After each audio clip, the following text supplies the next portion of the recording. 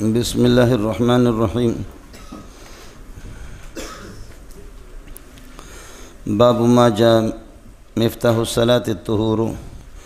وبه قال حدثنا هناد وقتيبة ومحمود بن غيلان قالوا حدثنا وكيع عن سفيان وبه قال حدثنا ابن بشار قال حدثنا عبد الرحمن قال حدثنا سفيان عن عبد الله بن محمد بن عقيل عن محمد بن الحنفية عن علي رضي الله عنه عن النبي صلى الله عليه وسلم قال مفتاح الصلاة الطهور وتحریم والتکبیر وتحلیل والتسلیم. مل گیا مولانا یہ تو آج کا ہمارا سبق ہے، اور پرانا جو ہمارا سبق ہے اس میں ایک جملہ رہ گیا ہے.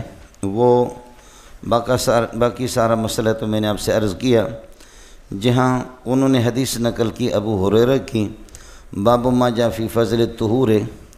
اس حدیث کے آخر میں جیسے کہ امام ترمذی رحمۃ اللہ علیہ کی عادت ہے کہ وہ حدیث کا حکم بھی بتاتا ہے، اس کا مرتبہ بھی بتاتا ہے کہ یہ حدیث صحیح ہے یا حسن ہے یا کیا ہے. یہاں حضرت نے فرمایا قال ابو عیسیٰ ھذا حدیث حسن صحیح وہو حدیث مالک عن سہیل عن ابیہ عن ابی ہریرہ رضی اللہ تعالیٰ عنہ. مل گیا. قال ابو عیسیٰ ھذا حدیث حسن صحیح.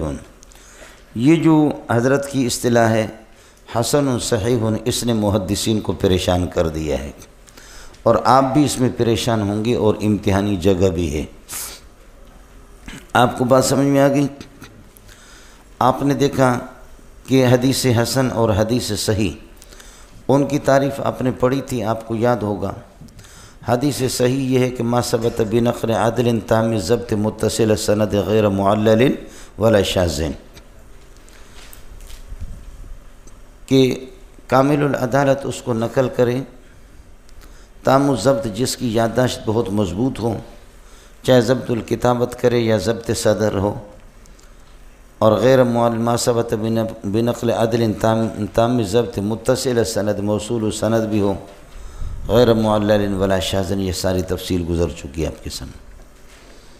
اور حدیث حسن اس کو کہتے کہ ما ثبت بنقل عدل ناقص ضبط.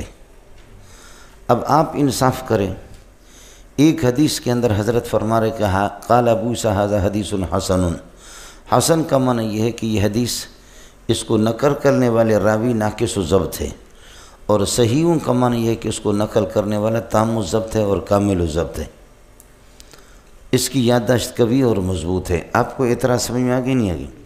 یہ تو بالکل ایک ہی حدیث کے اندر یہ چیزیں کس طریقے پر جمع ہو گئیں. حسن کا تقاضا یہ کہ ما ثبت بنقل عدل ناقص ضبط، اور صحیح کا تقاضا یہ کہ ما ثبت بنقل عدل تام الضبط. تو تام الضبط اور ناقص ضبط یہ کس طریقے پر جمع ہو سکتے ہیں؟ ایک حدیث کے اندر یہ دونوں چیزیں کس طریقے پر جمع ہوگی؟ اعتراض تو سمجھ میں آ گیا. جواب اس کے مولانا کئی جوابات 12-13 جواب تقریباً محدثین نے دی ہیں. پہلا یہ ہے کہ حسن اور صحیح ان میں تغیر ہے لغت اور اصطلاح کے اعتبار سے. حسن سے معنی لغوی مراد ہے ما یمیل الیہ النفس، کی جس کو انسان کا جی قبول کرے، انسان کا دل قبول کرے. حسن کا وہ معنی اصطلاحی معنی مراد نہیں ہے. ما ثبت بنقل عدل ناقص ضبط مراد نہیں ہے. الحسن ما یمیل الیہ الطبع، طبیعت اور نفس جس کی طرف مائل ہو جائے، لہذا حسن کا لغوی معنی مراد ہے. اور صحیح یہ اپنے اصطلاحی معنی میں ما ثبت بنقل عدل تام ضبط متصل سند غیر معلل ولا شاذ. اب معنی کیا ہوگا؟ اس حدیث کی سند چنگی ہے، اس حدیث کی سند اچھی ہے اور صحیح ہے، طبیعت اس کو قبول کرتی ہے، طبیعت اس کو قبول کرتی ہیں، اور چونکہ متصل سند بھی ہے، تام ضبط راویوں نے نقل کیا ہے. تو حسن کا اصطلاحی معنی اور صحیح کے اصطلاحی معنی اگر مراد ہوں تو پھر یہ قسیم ہوں گے، ایک دوسرے کے ساتھ ان کا ٹکر ہوگا. لیکن اگر حسن کا لغوی معنی مراد لے لیں اور صحیح کا اللہ کا بھلا کریے کہ اصطلاحی معنی، تو فلا منافات بینہما، دونوں کے درمیان میں کوئی منافات نہیں ہے. ایک جواب یہ ہو گیا. اللہ کے لیے کچھ پہلا پڑھا نہیں پڑھا؟ دوسرا جواب یہ ہے کہ مولانا جمہور محدثین کے ہاں ایک ہے حسن اور ایک ہے صحیح. جیسے کہ وہ جو تعریفیں میں نے آپ کو بتائی تھی وہ جمہور کے ہاں۔ ایک تیسری قسم ہے امام ترمذی کے ہاں جو حسن مفرد اور صحیح مفرد دونوں کے درمیان میں مرکب ہے، جس کو کہتے ہیں حسن صحیح۔ یہ حضرت امام ترمذی کی اپنی اصطلاح ہے، امام ترمذی کی اپنی اصطلاح ہے، لہذا وہ اپنی اصطلاح کی روشنی میں حسن و صحیح کہہ رہا ہے۔ یہ محدثین والے حسن اور صحیح جمہور والے جمع نہیں ہو سکتے، یہ تو مرکب ہے اور واسطۃ بین الواسطتین۔ بولو، حسن مفرد اور صحیح مفرد۔ دیکھو، ایک صرف ہوتا ہے منگل اور ایک ہوتا ہے صرف زہری۔ بولو، خضدار سے اوپر زہریوں کا علاقہ تھا، بولو، اور خضدار سے نیچے منگلوں کا علاقہ تھا، دونوں کی لڑائی ہو گئی۔ بولو، دونوں کی کیا لڑائی ہوگی؟ اب اگر مینگل زہری کے علاقے میں جائے تو زہری اس کو قتل کرے، اور زہری اگر مینگل کے علاقے میں آ جائے تو اس کو قتل کرے۔ آپ اطرح سمجھے مسئلہ؟ اب ایک آدمی گاڑی چلا رہا ہے اور جیسے کہ خضدار سے تھوڑا آگے نکلا تو نقاب پوشوں نے کہا روکو، روک۔ اب یہ حیران ہو گیا کہ یہ زہری ہے یا مینگل ہے۔ مجھ سے پوچھیں گے کہ زہری ہو تو میں کہہ دوں کہ زہری، اگر خدا نہ خواستہ مینگل ہوگے تو مجھے ماریں گے، مجھے تو پتہ بھی نہیں، سمجھے؟ اور اگر میں کہتا ہوں کہ میں مینگل ہوں تو زہری ہوں تو مجھے قتل کریں گے۔ آپ کو مسئلہ سمجھ آ گیا؟ ہاں لوگوں، تو اس نے تو ایسا جواب دیا، نہ مینگل نہ زہری بلکہ واسطۃ بین الواسطتین۔ نقاب پوشنے کا بولو تم کون ہو، مینگل ہو یا زہری ہو؟ اس نے کہا مینگل زہری، مینگل زہری، مینگل زہری، مینگل زہری، مینگل زہری، مینگل زہری، میں مینگل بھی ہوں زہری بھی ہوں۔ تو جو سرغنہ تھا وہ ہنسنے لگا، اس کا غصہ ٹھنڈا پڑ گیا۔ مولانا سمجھو، مینگل ہو یا زہری ہو تو یہ کیا کہتے ہیں؟ نہ میں مفرد مینگل ہوں نہ مفرد زہری ہوں بلکہ مرکب منہما، دونوں سے مرکب ہوں، مینگل زہری، مینگل زہری، مینگل زہری، واسطۃ بین الواسطتین۔ تو جو ڈاکو تھے ان کا جو سرغنہ تھا وہ ہنسنے لگا، اس کا غصہ ٹھنڈا ہو گیا۔ اس نے کہا یار ہم آپ کو قتل نہیں کریں گے، غصہ ٹھنڈا ہو گیا، ہنسی آ گئی، لیکن تو بتا آدمی یا مینگل ہوتا ہے یا زہری ہوتا ہے، تو مینگل زہری کس طرح؟ اس نے کہا نہیں، میں خچر ہوں، میرا باپ مینگل ہے، ماں میری زہری ہے۔ بولو، میں خچر قسم کا آدمی ہوں، میں کیا ہے؟ ہاں ملنگو، آئیے سمجھ میں؟ یا جیسے کہ شیعوں کا جلوس آ گیا، شیعوں نے کہا کہ کل یہاں ہمارا جلوس آئے گا چوک پر اور ہم کہیں گے نعرے پنجتن پاک، تو تم لوگ ہندوؤں کو کہا کہ تم لوگ یہ کہہ دینا زندہ آباد پنجتن پاک زندہ آباد۔ سپاہ صحابہ والوں نے کہا کہ اس چوک کے ساتھ ہمارا جلوس آئے گا، ہم کہیں گے نعرے حق چھار یار۔ اگر تم نے چھار یار زندہ آباد نہیں کہا، ہندوؤں کو کہا تمہاری خیر نہیں۔ ہندوؤں نے، غریبوں نے شام کو مشورہ کیا، آپس میں اپنے ہندوؤں کو جمع کیا، کہا اگر ہم نعرہ لگاتے چھار یار زندہ آباد تو شیعہ ہمیں پیٹیں گے، اور اگر پنجتن پاک زندہ آباد کہتے تو چار والے سنی ہمیں پیٹیں گے، کیا کریں؟ تو ایک نے کہا یہ مسئلہ بالکل آسان ہے، جب دونوں جلوس قریب قریب آمنے سامنے آ جائے، ایک چوک کے اس طرف ہوگا دوسرے اس طرف، ہم چوک کے درمیان میں ہوں گے بالکل، ایک جلوس اس طرف، اور تیز قسم کے لاؤڈ اسپیکر لیں گے، میں کہوں گا نعرے نوتن پاک۔ ملنگو، نعرے نوتن پاک، تو تم لوگ کہہ دینا زندہ آباد زندہ آباد۔ ادھر یہ چار یار کہتے ہیں زندہ آباد، وہ کیا کہتے ہیں؟ پنجتن پاک زندہ آباد۔ ہندو زور زور سے، ان کی آواز سب سے لاؤڈ اسپیکر بڑے اونچے، نعرے نوتن پاک کہتے ہیں زندہ آباد، نعرے نوتن پاک زندہ آباد۔ خیر بعد میں سنیوں نے کہا میرے تو چار ہیں، نوتن تم نے کہاں سے لایا؟ کہا چار تمہارے، چار تو شیعوں کے، 5 شیعوں کے تو 9 ہی ہو گیا، ہم کیا کریں گے؟ سمجھے بھائی جان، ہمارے لیے یہی ترتیب۔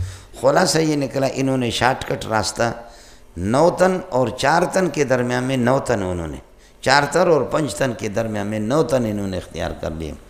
امام ترمذی کی اپنی اصطلاح ہے حسن صحیح دونوں کو جمع کر کے، حسن صحیح دونوں کو جمع کر کے وہ حسن مفرد اور صحیح مفرد کے درمیان میں وہ یقول بالواسطۃ بین الواسطتین، وہ واسطہ بین الواسطتین کے قائل ہے۔ یہ حضرت کی اپنی اصطلاح ہے۔ آیا سمجھ میں؟ تیسرا جواب یہ ہے کہ حسن صحیح تغیر لغوی معنی کے اعتبار سے ان میں تغیر ہے، لیکن مصداق دونوں کا ایک ہے۔ حضرت ترادف کے تساوی کے قائل ہیں۔ حسن اور صحیح دونوں کے دونوں، کل انسان ناطق و کل ناطق انسان، مفہوم لغوی انسان اور ناطق کے الگ الگ ہے، لیکن مصداق دونوں کا متساویین ہیں، دونوں ایک ہی چیز پر، میں انسان بھی ہوں میں ناطق بھی ہوں۔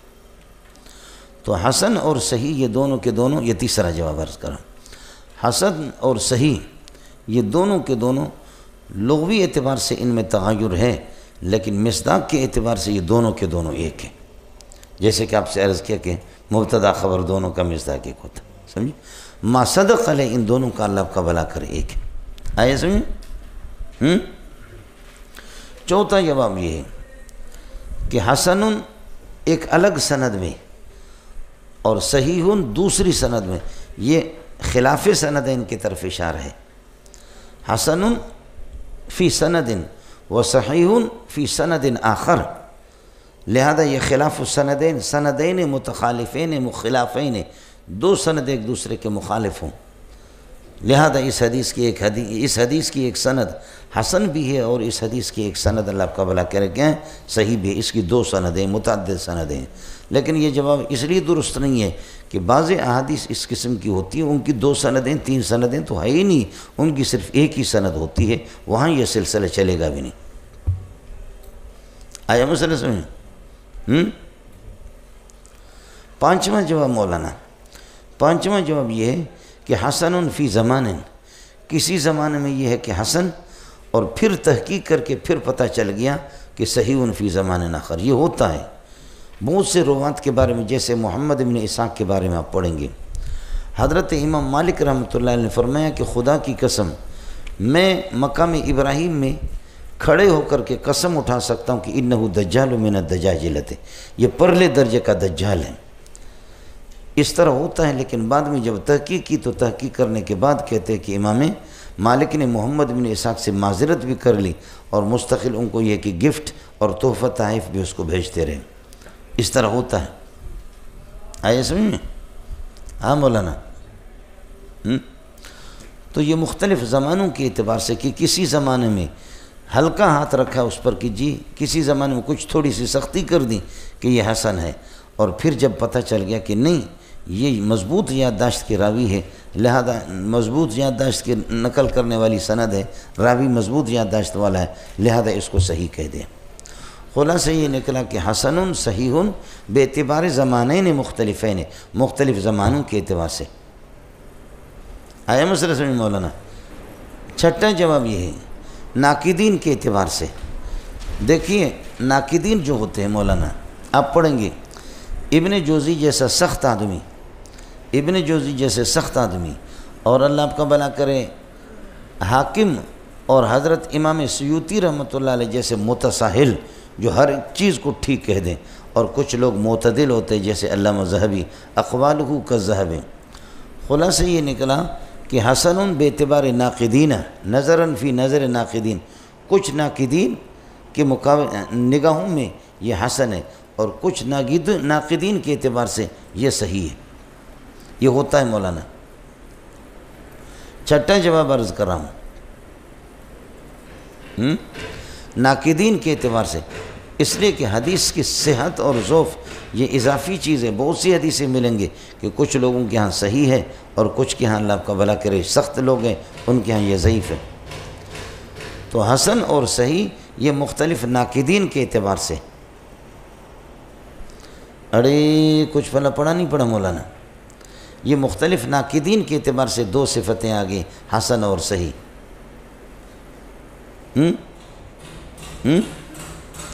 ساتواں جواب ہے مولانا، عدد روات کے اعتبار سے اسی ایک سند کے اندر کچھ راویوں کی تعداد ایسے کہ حسن درجے کے ہیں اور کچھ ان میں صحیح درجے کا۔ ایک سند کے اندر کئی راوی ہوتے ہیں، نظراً الی بعض العدد، بعض عدد کو دیکھو راویوں کی وہ حسن ہیں اور بعض کے اعتبار سے یہ صحیح ہے۔ یہ تو ہوتا ہے، اس لیے کہ میں نے آپ کو بتایا قلیل الوسائط بھی ہے اور کثیر الوسائط بھی ہے۔ بعض سندیں ان کی لمبی ہوتی ہے، بعض سندیں مختصر ہوتی ہیں، تو بعض عدد کے اعتبار سے وہ حسن ہے اور بعض تعداد راویوں کے اعتبار سے وہ صحیح ہے۔ اللہ کے لیے کچھ بھلا پڑا مولانا؟ 8واں جواب یہ ہے، مصنف کو شک ہے یہاں، اصل عبارت یہ تھی،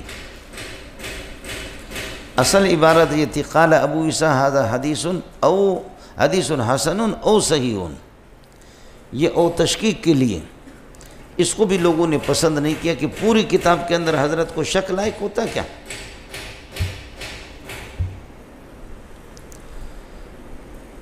آٹھواں جواب میں نے عرض کیا کہ شک ہے حسن او صحیح، او تشکیکیہ تھا اور او تشکیکیہ کو یہاں سے حذف کر دیا گیا۔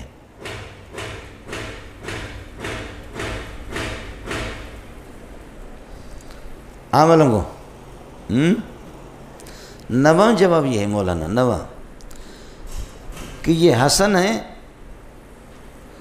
حسن لذاتی ہی ہے اور صحیح سے مراد صحیح لغیری، تو ٹھیک ہے نا؟ آپ نے پڑھا صحیح لغیری کیا ہوتی ہے؟ صحیح سے صحیح لذاتی مراد نہیں ہے، حسن سے حسن لذاتی مراد ہے۔ حسن لذاتی وہ ہے کہ راوی کیا ہو؟ ناقص و ضبط ہو، ٹھیک ہے، اور صحیح لغیری بینی وہی حسن لذاتی ہے، صحیح لغیری، لیکن یہ کہ جب کہ وہ نقصان حافظہ یادداشت کی نقصان اذن جبر بتعدد طرق، تعدد طرق سے، تو حسن لذاتی راوی ناقص و ضبط ہے لیکن صحیح لغیری ہی ہے، تعدد طرق کی وجہ سے وہ جو کمی ہے یادداشت کی کمی وہ پوری ہو گئی۔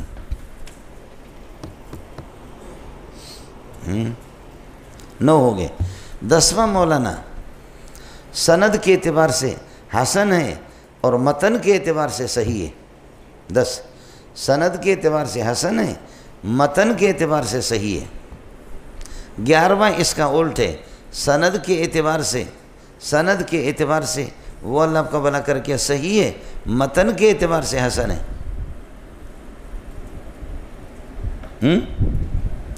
12واں ہے مولانا امام ترمذی رحمۃ اللہ علیہ صاحب کشف تھے، امام ترمذی صاحب کشف تھے، محدثین کے تحقیق کی روشنی میں یہ حسن ہے لیکن مجھے کشف ہو گیا کہ یہ صحیح ہے۔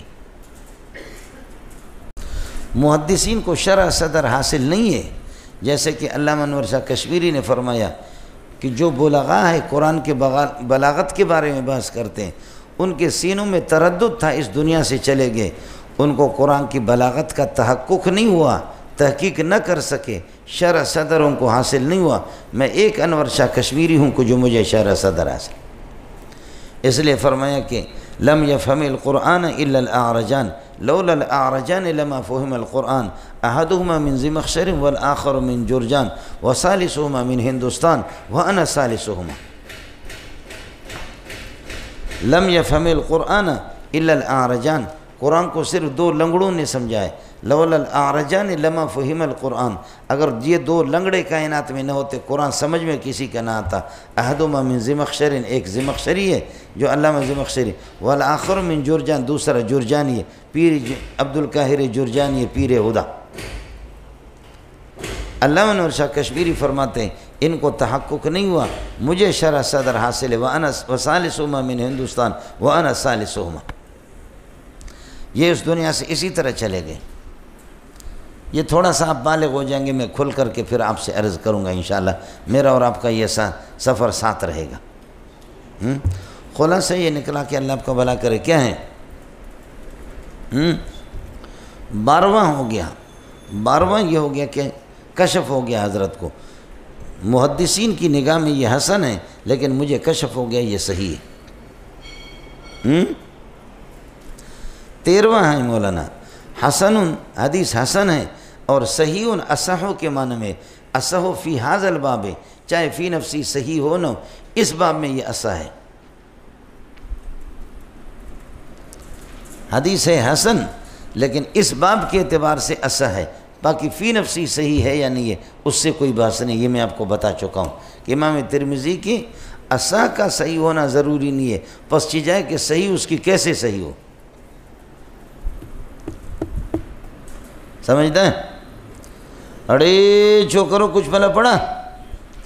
یہ ہو گئے 12-13 جواب جو آپ حضرات کو امتحان میں آ سکتا ہے، یہ امتحانی جگہ ہے، یہ مقدمے میں پڑھانے کی چیز ہوتی ہے، لیکن میں نے کہا کہ آپ بھاگ نہ جائیں، تھوڑا سا مانوس ہو جائیں تو پھر اس کے بعد، ویسے یہ چیز ہم ہر سال مقدمے میں پڑھاتے ہیں، اس سال اس کو یہاں پر یہ کہ اسٹاک کر کے رکھا۔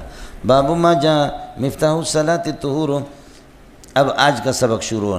باب ما جاء مفتاح الصلاۃ الطہور، نماز کی کنجی طہارت ہے، حالانکہ کپڑوں کا پاک ہونا، استقبال قبلے کی طرف رخ کرنا وہ بھی مفاتیح صلاۃ ہے، لیکن یہ فرد کامل کو بتا رہا مولانا۔ جیسے چابی سے تالے کو کھولا جاتا ہے، آدمی اندر داخل ہوتا ہے، تو طہارت ہوگی تو پھر نماز آپ کی شروع ہوگی، ورنہ شروع نہیں ہے۔ حضرت اقدس نے ایک دفعہ فرمایا کہ بھئی ایک آدمی، جیسے ہمارے حنفیہ کا قاعدہ کیا ہے؟ قاعدہ یہ کہ نفل شروع کرنے سے لازم ہو جاتا ہے، اگر نفل کو توڑو تو پھر اس کے بعد اس کا اعادہ کرنا واجب ہے، لا تبطلوا اعمالکم، جیسے کہ قرآن میں۔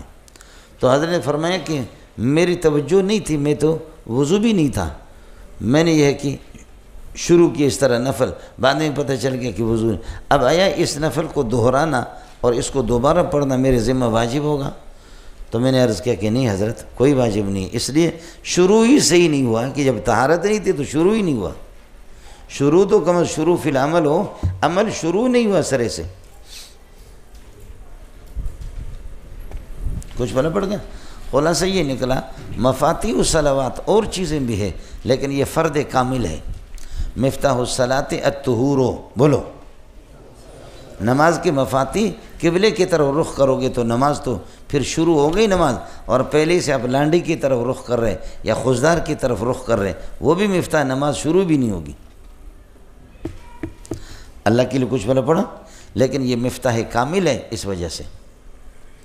دوسرا مسئلہ سمجھو، کہیں آتا ہے کہ مفتاح کلمہ شہادت ہے نماز کی اور جنت کی، طہارت کو بھی اللہ کا بنا کریے کہ جنت کا ہے، تو اصل سمجھو یا نماز یہ کہ مفتاح صلاۃ ہے، اور اسی طریقے پر یہ کہ کہیں کلمہ شہادت اس کا بھی اسی طرح مفتاح کے الفاظ آتے ہیں، اس کو ذرا یہاں تو طہارت کے بارے میں، لیکن نماز کے بارے میں نماز کی کنجی طہارت ہے، نماز خود پھر کنجی ہے جنت کی، بولو، نماز کی طہارت، نماز کی کنجی کیا ہے؟ طہارت ہے، نماز پھر خود چابی ہے کس چیز کی؟ جنت کی، جبکہ ایک روایت اور آتی ہے کہ نہیں، جنت کی چابی کلمہ شہادت ہے، لا الہ الا اللہ محمد رسول اللہ، اشہد ان لا الہ الا اشہد ان محمد رسول اللہ۔ تو فرماتے ہیں کہ ایک نفس جنت کی چابی ہے، نفس جنت کی وہ کلمہ شہادت ہے کہ جنت کھل جائے گی، دوسرا یہ کہ جنت کے اندر اوپر سیٹ مل جائے، وہ نماز ہے جی۔ ہو گیا، یہ چھوٹی سی بات خیر تھی جو میں نے آپ سے عرض کیا، چلیے گا۔ باب ما جاء مفتاح الصلاۃ الطہور وبہ قال حدثنا حناد بن سری سکہ ہے، گزر چکا ہے، وقتیبۃ بن سعید ومحمود بن غیلان، محمود بن غیلان بالاتفاق سکہ ہے، یہ تین اللہ آپ کا بھلا کرے استاد ہو گئے امام ترمذی کی۔ قالوا حدثنا وکیع اعلم اہل زمانہ، بڑے محدث ہے جو میں نے آپ سے عرض کیا، حنفیہ پر فیصلہ کرتا ہے لیکن حنفیہ پر کبھی برستا ہے۔ ان سفیان سے سفیان ثوری مراد ہے، مولانا سفیان ثوری اور سفیان ابن عیینہ، یہ دونوں کے دونوں ہم اثر ہے، ان کے اساتذہ بھی تقریباً ایک ہے، اس لیے ان میں فرق کرنا بہت مشکل ہے، اس وجہ سے معجم طبرانی کے حوالے سے متعین کیا کہ اس سفیان سے یہاں پر سفیان ثوری مراد ہے۔ عام طور پر حدیثوں میں حضرت اقدس سفیان ابن عیینہ چلتا ہے، لیکن یہاں پر سفیان ثوری مراد ہے۔ اب اس کے بعد ہائے تحویلی ہے جو ہمارے نسخوں میں نہیں ہے، اس طرح ہے، وبہ قال حدثنا حناد وقتیبۃ بن سعید ومحمود بن غیلان قالوا حدثنا وکیع عن سفیان وبہ قال حدثنا محمد بشار قال حدثنا عبد الرحمن قال حدثنا سفیان۔ خلاصہ یہ نکلا کہ یہاں ان سفیانہ کے بعد ہا و بہی قال حدثنا، یہاں پر ہائے تحویلیہ ہے جو ہمارے نسخوں میں نہیں ہے، اس کو ٹھیک کر دینا مولانا، حاشیے پہ کر دو، کتاب میں تحریف نہ کرو، حاشیے میں اس کو ٹھیک کر دو، ہائے تحویلیہ مراد ہے، سمجھے؟ اس کی وجہ یہ ہے کہ اگر آپ ہائے تحویلیہ نہیں کریں گے تو پھر یہ ہوگا حدثنا وکیع عن سفیان قال حدثنا محمد بن بشار۔ اب سفیان ثوری کے استاد محمد بن بشار ہوگا، حالانکہ طے شدہ ہے کہ محمد بن بشار سفیان ثوری کے استاد نہیں ہے، وہ امام ترمذی کے ہیں۔ ہاں مولانا، وہ امام ترمذی کے استاد ہے۔ ہاں وبہ قال حدثنا ابن بشار قال حدثنا عبد الرحمن بن مہدی، جو کہ میں نے آپ سے عرض کیا کہ امام شافعی فرماتے ہیں ما رأیت بعینی مثل عبد الرحمن بن مہدی جیسے عالم میں نے نہیں دیکھا، سمجھے؟ اللہ ہم سب کو عبد الرحمن بن مہدی بنا دے۔ قال حدثنا عبد الرحمن بن مہدی قال حدثنا سفیان الثوری عن عبداللہ بن محمد بن عقیل، یہ عبداللہ بن محمد بن عقیل، اس کو عقیل پڑھیں گے، اکیل نہیں پڑھیں گے۔ ان محمد ابن الحنفیۃ ان علی، یہ محمد ابن الحنفیہ ہے، یہ حضرت علی کے بیٹے ہیں، لیکن ماں کی طرف اس کی نسبت ہے، علی کی طرف نسبت نہیں ہے۔ جب رسول پاک صلی اللہ علیہ وسلم کا وصال ہو گیا، نبی کی وصال کے بعد اماں فاطمہ 6 مہینے زندہ رہی، 6 مہینے مسلسل روتی رہی۔ ما زال من شم تربت احمدی، ما زال من شم تربت احمدی، اللہ یشم مز الزمان غوالیا، صبت علی مصائب لو انہا صبت علی الایام سرن لیالیا۔ ما زال من شم تربت احمدی، اس انسان کو کیا ضرورت ہے خوشبو سونگھنے کی کہ جو میرے ابا کی قبر کی مٹی کو، مزار مبارک کی مٹی کو سونگھ لے، اس کو کسی اور خوشبو کی ضرورت نہیں۔ محمد کی خوشبو جو اس میں، اس مٹی میں، مزار مبارک میں، اس کو کسی اور خوشبو کی ضرورت نہیں۔ علامہ بوصیری نے بھی اس کو بڑے پیارے انداز میں کہا، نفس الفداء لقبر انت ساکنہ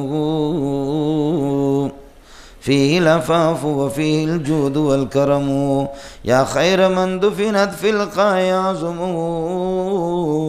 فطاب من طيبهن القاء والأكم۔ اے اس خطے کے اندر، اس سرزمین میں سونے والا پیارے محمد، تیری خوشبو کی وجہ سے مدینہ کے تمام پہاڑوں میں، قرب و جوار میں خوشبو تیری پھیل گئی، سمجھے بلنگو؟ اللہ سب کو زیارت کرا دے مجھ سے۔ نفس الفداء لقبر انت ساکنہ، نفس الفداء لقبر انت ساکنہ فی العفاف وفی الجود والکرم۔ میری جان قربان ہو جائے تیرے اس قبر کی مٹی پہ قربان، جس قبر میں، جس مزار میں تو آرام فرما رہے صلی اللہ علیہ وسلم۔ اللہم صلی علی محمد وعلی آل محمد کما صلیت علی ابراہیم وعلی آل ابراہیم انک حمید مجید۔ جو ساتھی جتنا زیادہ درود پڑھے گا اتنا ہی وہ محمد کا قریب ہوگا، یہ طے شدہ ہے۔ سمجھ شریف میں ہے کہ نہیں ہے؟ درود پڑھو، میرے غریب کے لیے بھی دعا کرو کہ ہم لوگ بہت بڑے بدبخت ہیں مولوی صاحب، سمجھے؟ جتنا بھی فارغ اوقات میں پڑھ سکتے اتنا ہی اللہ اپنا قریبی آپ کو بنائے گا، محمد کا قریبی آپ کو اللہ بنا دے گا انشاءاللہ ثم انشاءاللہ۔ خیر، بات کیا ہو رہی تھی؟ اماں فاطمہ 6 مہینے زندہ رہی، مسلسل روتی رہی۔ اس کے بعد اماں جی کا انتقال ہو گیا۔ پھر حضرت علی نے 4 شادیاں کی اور 14 لونڈیاں رکھی، تو 4 اور 14 کتنے ہو گئے؟ 18۔ علی جوان تھا، 18 لونڈیاں رکھی، 4 بیویاں اور اللہ 14 لونڈیاں، 18 ہو گئے، تو یعنی 18 بیویاں۔ اس لیے اب شیعوں کا مذہب بھی یہی ہے، ایک گروپ ان میں یہی ہے زیدیہ کے کہ آپ 18 شادی کر سکتے۔ فَانْكِحُوا مَا طَابَ لَكُم مِّنَ النِّسَاءِ مَثْنَىٰ، 2 کتنے ہو گئے؟ 4، وَثُلَاثَ 3، 3 6 اور 4 کتنے ہو گئے؟ ہاں، وَرُبَاع 4 ترجمہ، 4 8 اور 10 کتنے ہو گئے؟ 18۔ اور واو آتا ہے جمع کے لیے، فَانْكِحُوا مَا طَابَ لَكُم مِّنَ النِّسَاءِ مَثْنَىٰ، یعنی اجمعوا فی النکاح بین ہذہ النساء، ان عورتوں کے 18 عورتوں کو جمع کرو۔ 24 گھنٹے پھر یہی کام کرو اور نہ پڑھنے پڑھانے کی ضرورت نہیں ہے، سمجھے بھی؟ 24 گھنٹے پھر یہی کام کرو، کوئی اور کام نہیں ہے۔ ان کا مذہب ہے کہ یہی ہے۔ حضرت نے بہرحال کی مولانا مسیلمہ کذاب کے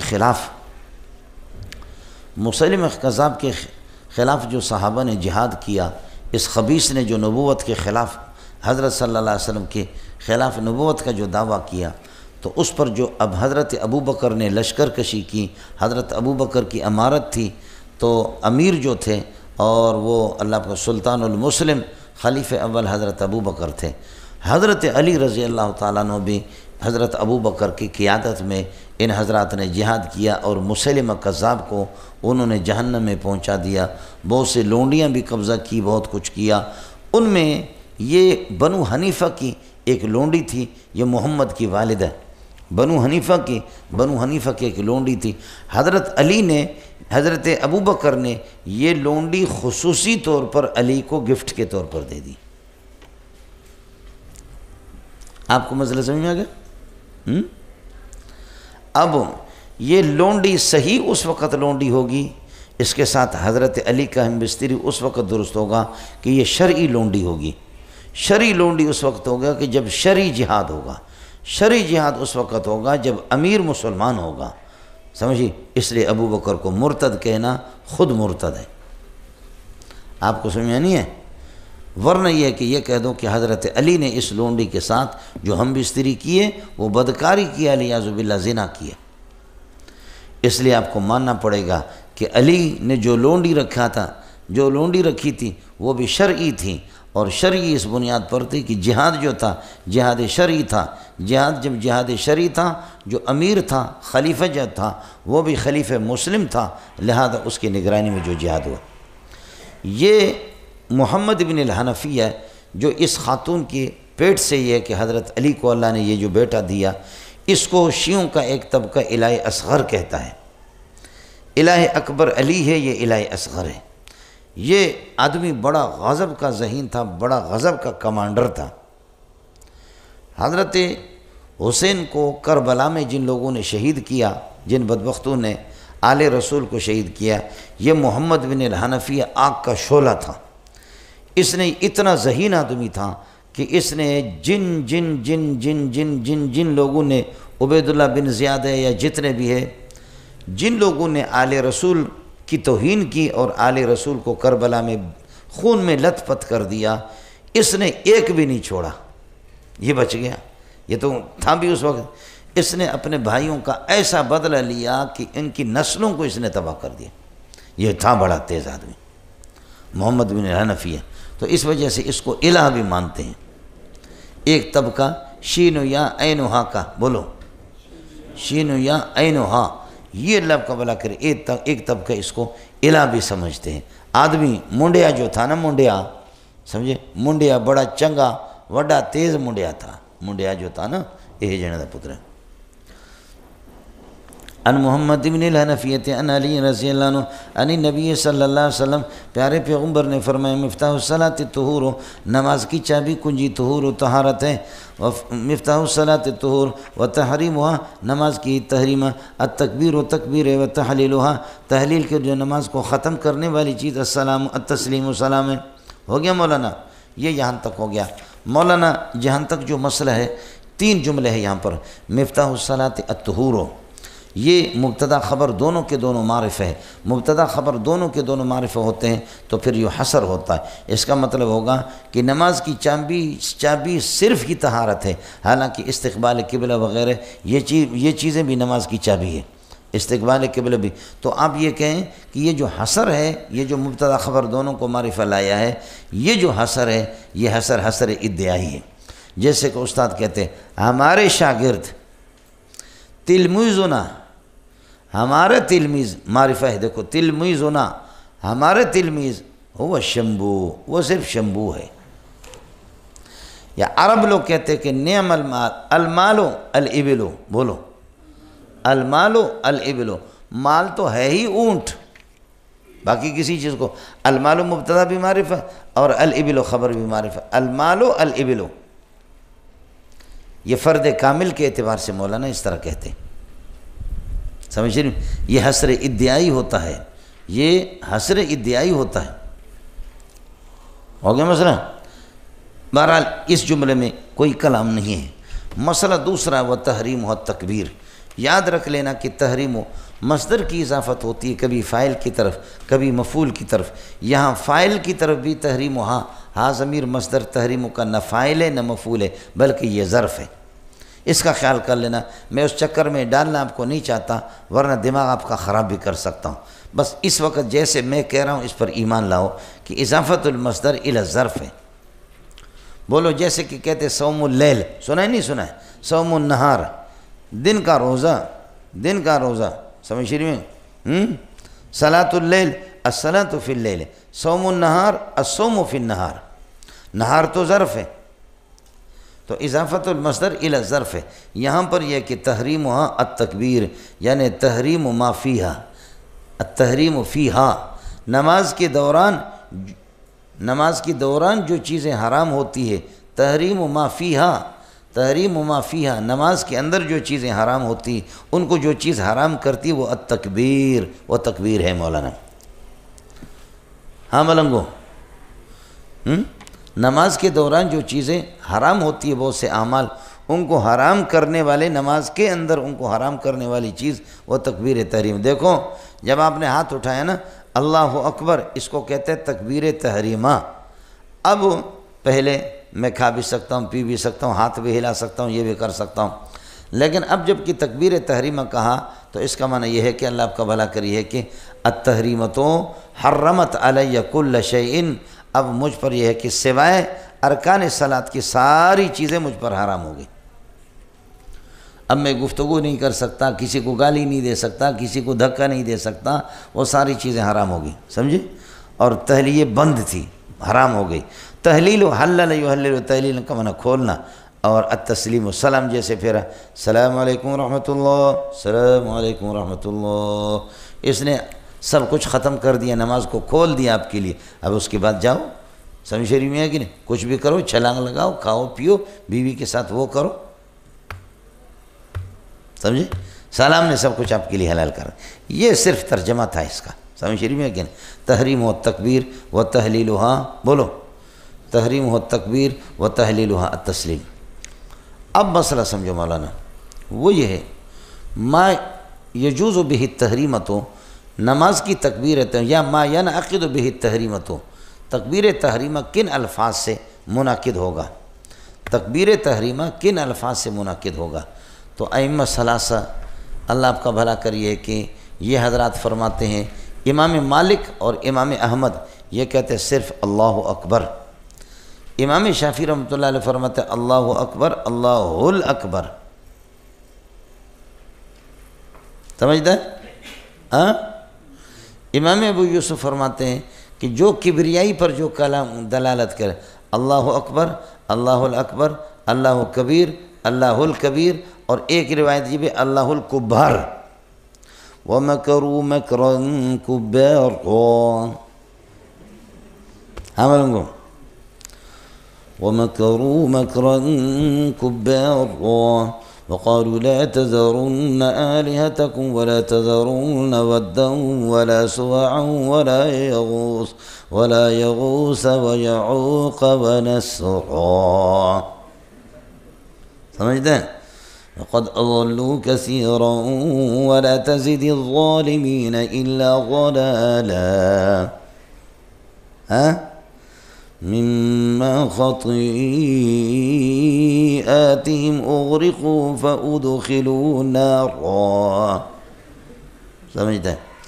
اس لیے استاد جی نے کہا کہ میرے بیٹو اٹھتے بیٹھتے کھاتے پیتے رفتار گفتار ہر صورت میں تجوید کے ساتھ بات کیا کرو، بولو تجوید کے ساتھ بات کیا کرو۔ استاد جی کے پراٹھا کالا کتا لے گیا، وہ بندھے ہوئے تھے دسترخوان میں، کتا کالا سا کتا اٹھا کر کے لے گئے، شاگرد کہتے استاد جی کالا کتا روٹی لے کے جا رہا، ہاں ملنگو، استاد جی کلا کتا روٹی لے کے جا رہا. استاد جی کو غصہ آیا کہ تو نے تو کر کے کیوں نہیں پکارا،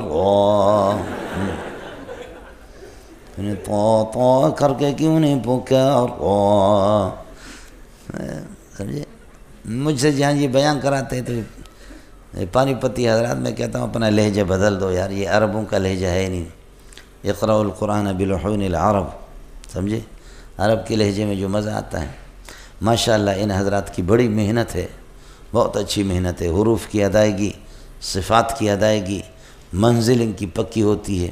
قاری فتح مند پانی پتی رحمۃ اللہ علیہ نے عربوں کے سامنے وہ آیت من آیات اللہ تھے، عرب اس کے سامنے دم نہیں مار سکتے تھے. قرات سبا کا ایسے ماہر واہ انداز حضرت کا یہی تھا، سمجھے؟ پانی پتی پڑھتا تھا، لیکن یہ کہ روایات میں ان چیزوں میں عربی جو تجوید کی کتابیں چھپتی ہیں وہ حضرت کی اجازت کے بغیر، حضرت کے تصدیق کے بغیر کوئی کتاب چھپتی نہیں تھی. یہ قاری محمد طاہر رحیمی رحمۃ اللہ علیہ میں نے ملاقات کی، انتقال ہو گیا مدینے میں، سمجھے؟ عرب لوگ بڑے بڑے علماء تراویح کے بعد اس کے پیچھے یہ ورش کی روایت میں، قالون کی روایت میں اس طریقے پر یہ ہے کہ سناتا تھا. ہر روایت میں مستقل یہ ہے کہ الگ الگ تراویحاں، بہت بڑے ماہر لوگ تھے، اچھے لوگ ہیں جی.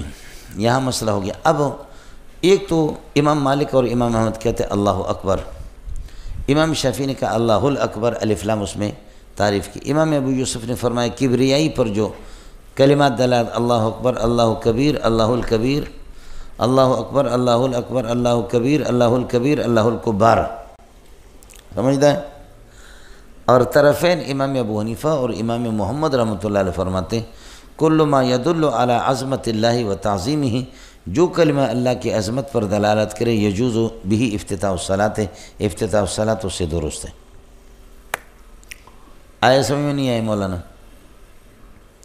اڑے کچھ پہلے پڑھا. ابو حنیفہ کی دلیل سمجھو.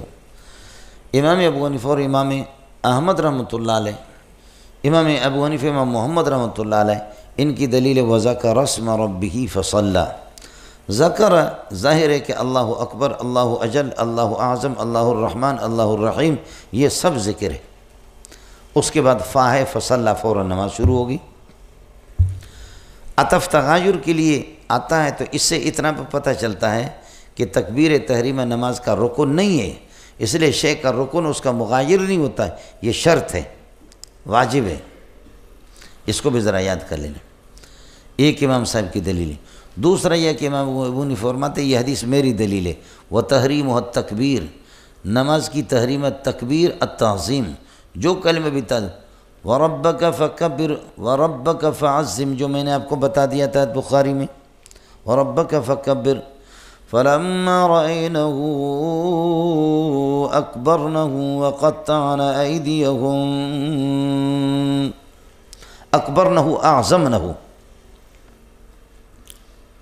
سمجھ میں آئے؟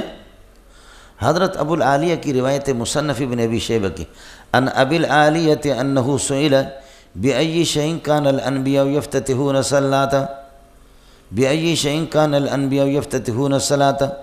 قال بالتحميد والتسبيح والتهليل. قال بالتحميد الحمد لله، قال بالتحميد والتسبيح والتهليل سبحان الله لا إله إلا الله. سمجھے؟ ان ابراہیم النخعی، ابراہیم النخعی کی روایت، چوتھی بات عرض کرو. ان ابراہیم النخعی انہ قال اذا سبح او حلل اجزا فی الافتتاح.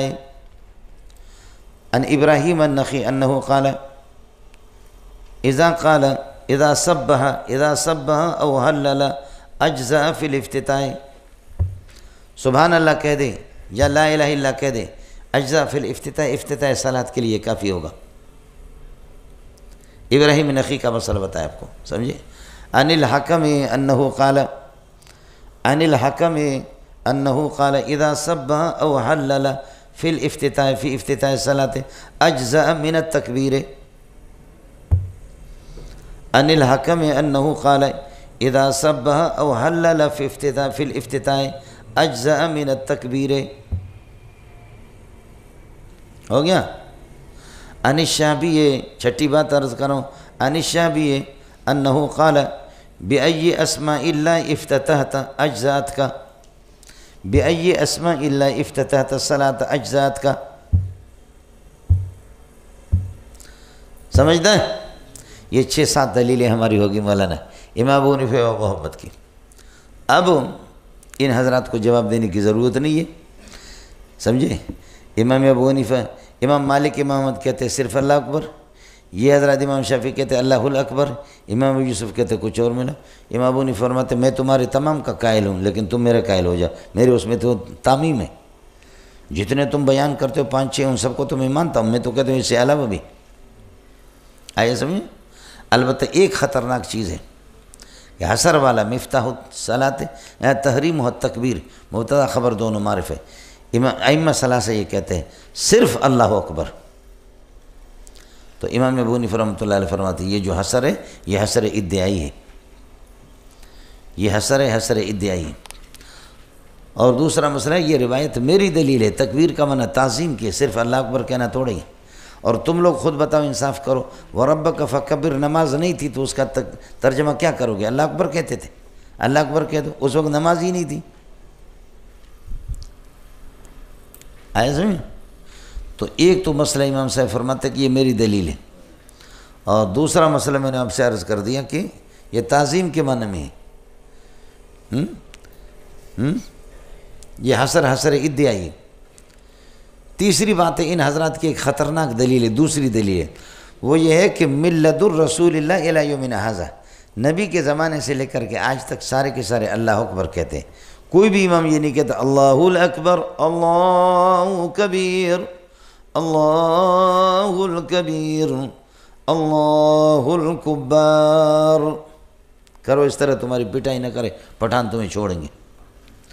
وہ کہتے ہیں کہ تعامل امت اس پر ہے، مواظبت النبی، مواظبت الصحابہ، مواظبت التابعین، مواظبت الامت المحمدیت علی اللہ اکبر، صرف اللہ اکبر۔ جواب یہ ہے کہ المواظبت لا تفید الحصر والوجوب والفرضیت، مواظبت سے مسواک پر مواظبت ہے لیکن کون کہتا ہے کہ وہ واجب ہے؟ مسواک پر مواظبت ہے لیکن واجب اس کو کون کہتا ہے؟ تو نفس مواظبت سے، تعامل امت سے اس سے وجوب ثابت نہیں ہوگا۔ اڑے ہو گیا مولانا؟ ہو گیا یہ؟ اس کے بعد پھر سمجھو، اس سے ہم لوگ فارغ ہو گئے۔ امام ابو یوسف امام شافعی کو دلال جواب دینے کی ضرورت نہیں، اس لیے کہ ان کو تو یہ لوگ مانتے، البتہ یہ جو حسر کا کر رہے تھے حسر کا جواب میں نے دے دیا اسی طریقے پر اللہ۔ اور دوسرا مسئلہ یہ کہ یہ لوگ رکن اور فرض قرار دیتے ہیں اللہ اکبر کو، رکن اور فرض، آپ آسان کہہ دیں یہ خبر واحد ہے، اور خبر الواحد لا یثبت به الفرضیت، اس سے فرضیت ثابت ہوتی بھی نہیں، یہ لوگ رکن کہتے ہیں اس کو، فرض قرار دیتے ہیں، حسر کے قائل ہے فرض، اور الفرضیت لا تثبت باخبار الاحاد، خبر واحد سے فرضیت ثابت نہیں ہوگی۔ اللہ کے لیے کچھ بھلا پڑا؟ ہاں مولانا، دوسرا جملہ آ جاؤ، وتحلیل و تسلیم، نماز کو کھولنے والی چیز سلام ہے، یعنی نماز آپ نے پڑھ دی، پھر یہ کہ اس کے بعد کہا السلام علیکم، تو فقط حللت صلاتک، نماز کو ختم کر دیا آپ نے، السلام، سمجھی؟ ائمہ ثلاثہ کہتے ہیں صرف السلام علیکم ورحمۃ اللہ کہا جائے گا، اور امام ابو حنیفہ فرماتے ہیں کل ما ینافی الصلاۃ خروج بسن المصلی، خروج بسن ہی، مصلی اپنے عمل سے نکلے، اس نے تشہد کو پورا کر لیا، اس کے بعد اٹھا اور بٹن کو لگایا بجلی کے، چل، تشہد کو پورا کر دیا، کسی کو تھپڑ مارا، اپنے عمل سے نکلا، قاطع الصلاۃ، نماز اس کی ہوگی۔ سمجھ رہی میں ہے کہ نہیں؟ یہ تو طے شدہ ہے کہ تحلیل و تسلیم، تسلیم کا معنی، تحلیل و تحلیل کا معنی تفکیک، کسی چیز کو ختم کرنا، سلام نماز کو ختم کر دیتا ہے، وہ بھی آخری سلام، ویسے سلام درمیان میں نہ ہو، میں نے کہا غیر المغضوب علیہم ولا الضالین، اس کے بعد میں سبحان ربک رب العزت عما یصفون وسلام علی المرسلین والحمد للہ رب العالمین وسلام علیہ یوم ولد ویوم یموت ویوم یبعث حیا والسلام علی یوم ولدت ویوم اموت ویوم ابعث حیا۔ کیا خیال ہے آپ کا؟ سلام تو میں نے پڑھا، نماز ٹوٹ گئی؟ وہ بھی سلام آخر والے قاطع، تحلیل کا معنی قطع کے، کسی چیز کے اجزاء تفکیک کرنا، کسی چیز کو بکھیرنا۔ تو امام صاحب فرماتے ہیں کہ نماز کو جس طرح سلام ختم کر دیتا ہے، اس سے مراد قاطع الصلاۃ کوئی چیز، لہذا السلام علیکم کا لفظ واجب ہے لیکن یہ فرض نہیں ہے، سمجھ رہی میں کہ نہیں؟ واجب ہے لیکن فرض نہیں ہے، لہذا تشہد پورا کر لی، تشہد پورا کرنے کے بعد آپ نے اللہ آپ کو بھلا کرے حبیب البشر کو اس کو دھکا دے دیا، ہو گیا مسئلہ، سمجھے؟ یا نماز اللہ آپ کا بھلا کرے کر لیے، اس کے بعد بٹن کو بجایا یا کسی سے گفتگو کر دی، نماز پوری ہوگی۔ امام ابو حنیفہ کی دلیل کیا ہے؟ دلیل یہ ہے حضرت خلاد بن رافع جس کو کہتے مسیء فی الصلاۃ، جس نے اپنی نماز میں کمی کر دی، حضرت نے اس کو نماز کا طریقہ سکھایا، تو حضرت نے فرمایا اس طرح نماز پڑھو، آخر میں لفظ سلام نبی نے ذکر نہیں کیا، اگر یہ رکن ہوتا تو باقی ارکان کے ساتھ نبی ذکر۔ انشاءاللہ خلاد بن رافع کی روایت کئی دفعہ آپ کے سامنے آ جائے گی۔ مسیء فی الصلاۃ، خلاد بن رافع کو نبی نے ارکان صلاۃ بتا دیے لیکن ان میں سلام کو ذکر نہیں فرمایا، ایک۔ دوسرا یہ کہ ابن مسعود کی روایت آپ پڑھیں گے، حضرت نے ان کو بتایا اذا قلت ھذا او فعلت ھذا فقد تمت صلاتک ان شئت ان تقوم فقم وان شئت ان تقعد فاقعد۔ ابن مسعود کو بتایا اذا قلت ھذا التحیات للہ والصلوات والطیبات، جب آپ نے پڑھا او فعلت ھذا یا اتنے تشہد میں بیٹھ گئے فقد تمت صلاتک۔ مولانا لفظ تمت اجزاء اصلیہ میں استعمال ہوتا ہے، معنی تیری نماز کے اجزاء اصلیہ پوری ہو گئے۔ الیوم اکملت لکم دینکم واتممت علیکم نعمتی، تمام اور کمال، کمال کا تعلق اوصاف سے ہوتا ہے، تمام کا تعلق اجزاء سے ہوتا ہے۔ فقط تمت صلاتک کا معنی تیری نماز کے اجزاء اصلیہ پوری ہو گئے۔ عبداللہ ابن عمر کی ایک روایت ہے، ابو داؤد میں آپ پڑھیں گے، عبداللہ ابن عمر کی روایت ہے اذا قضى الامام الصلاة وقعد وأحدث قبل أن يتكلم فقد تمت صلاته۔ اذا قضى الامام الصلاة، نماز پوری کر دی اس نے، وقعد بیٹھا ہوا تشہد میں، وأحدث قبل أن يتكلم، گفتگو سے پہلے وضو ٹوٹ گیا، ٹھس ہو گیا، ٹھس ٹھس تینوں سے ٹوٹ جاتا، سمجھے؟ فقد تمت صلاته، نماز اس کی پوری ہوگی، سمجھے؟ تحاوی میں آپ پڑھیں گے حضرت علی کا اثر ہے، اذا رفع المصلی راسہ من آخر سجدۃ فقد تمت صلاۃ، آخری سجدے سے سر اٹھایا، تشہد میں بیٹھ گیا، فقد تمت صلاۃ، نماز پوری ہوگی، سمجھے؟ تو سوال یہ ہے کہ وہ تحلیل و تسلیم کو کیا کرو گے؟ یہ حصر ہے، جواب وہی حصر ادعائی، سمجھے؟ دوسرا یہ کہ ہم اس کو واجب قرار دیتے، فرض قرار نہیں دیتے، سمجھ شریف میں ہے کہ نہیں؟ اور تیسرا ہے مواظبت، نبی کے زمانے سے لے کر آج تک تو المواظبت لا تفید الفرضیت، مواظبت فرضیت کا فائدہ نہیں دیتا۔ اڑے مولویوں کچھ پڑا، یہ ہو گیا گل، دو مسئلے ہو گئے نا، دو ہو گئے، اس میں 6-7 دلیلیں دے دی، ادھر بھی دے دی، ان کا کہا، اپنا بھی آپ کو سنایا، لیکن اگر آپ سے کوئی پوچھے کہ ہمارے امام نے آج اللہ اکبر نہیں کہا ہے، ہمارے امام نے آپ کے دارالافتاء جامع صدیقیہ میں یا بنوری ٹاؤن میں یا دارالعلوم میں فاروقیہ میں کوئی فتویٰ دے دے کہ آج ہمارے امام نے طرفین کے مذہب پر عمل کیا، یہ کیا؟ اللہ اجل، سبحانک اللہم و بحمدک و تبارک اسمک و تعالی جدک و لا الہ غیرک، اللہ اعظم، اللہ الرحمن، اللہ الرحیم، سبحانک اللہم و بحمدک و تبارک۔ کیا اس امام کی نماز ہو گئی ہے؟ دارالعلوم بنوری ٹاؤن فاروقیہ ناک رگڑیں، کوئی بھی مفتی یہ نہیں کہے گا کہ یہ نماز ہوئی، کوئی بھی مفتی فتویٰ نہیں دے گا۔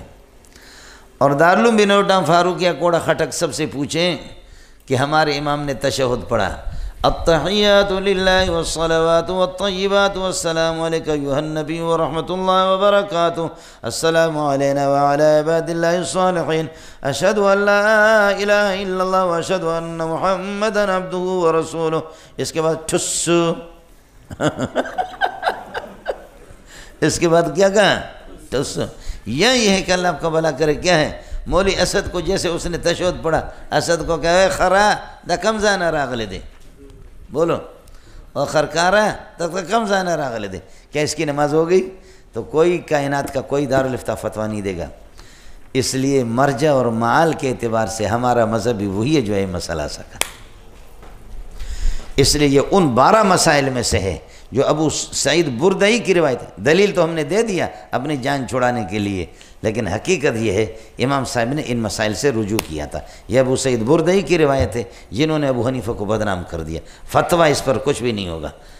افسوس اس پر ہے کہ بعض لوگوں نے 10 15 صفحات کا منہ کالا کر دیا۔ یہ مسئلہ میں نے آپ کو بتایا، چونکہ وفاق میں یہ چاہیے ان کو اس طرح آپ لکھیں گے، اس لیے کچھ دلیلیں ذکر کر دیں، ورنہ حقیقت میں جب ایک چیز سے حضرت نے رجوع کر لیا اور مسئلہ وہ یہ جو ہے مسئلہ سکا، تو اس کے بعد طلبہ کا دماغ خراب کر دینا اور اتنے دلائل پیش کرنے۔ ان ابی العالیۃ انہ سئل بأی شیء کانت الانبیاء یفتتحون الصلاۃ قال بالتحمید والتسبیح والتہلیل، سمجھے؟ ان ابراہیم النخعی انہ قال اذا سبح او حلل اجزا فی الافتداء، اور ان الحکم انہ سئل انہ قال اذا حلل اذا سبح او حلل فی الافتداء اجزا من التکبیر، عن الشعبی بأی اسماء اللہ افتتحت الصلاۃ اجزاءت کا۔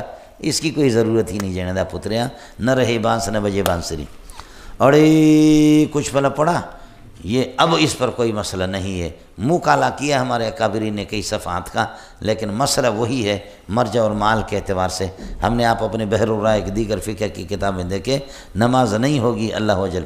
اس کے بعد سمجھو، یہ جو راوی ہے یہاں پر بتاتے ہیں اللہ آپ کا بھلا کریے ہے کہ عبداللہ ابن محمد بن عقیل، یہ عبداللہ ابن محمد بن عقیل صدوق ہے، سچے تو ہے لیکن حافظ اس کا کمزور ہے، اس لیے یہ ادنا درجے کا۔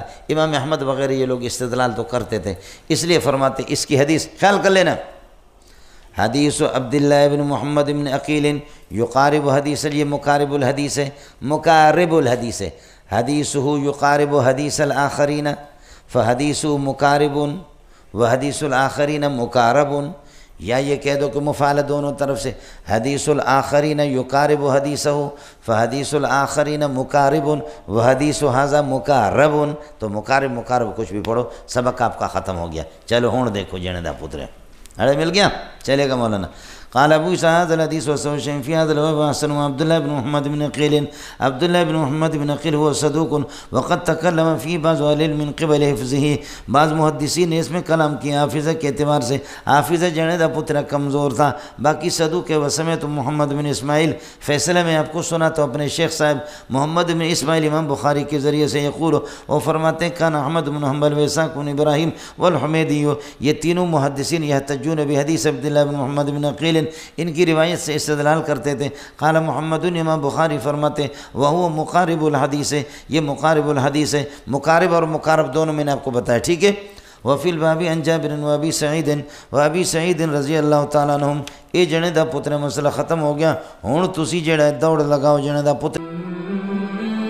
علماء اکرام کے نیو بیانات سننے کے لیے آپ ہمارے فیس بک پیج کو لائک کریں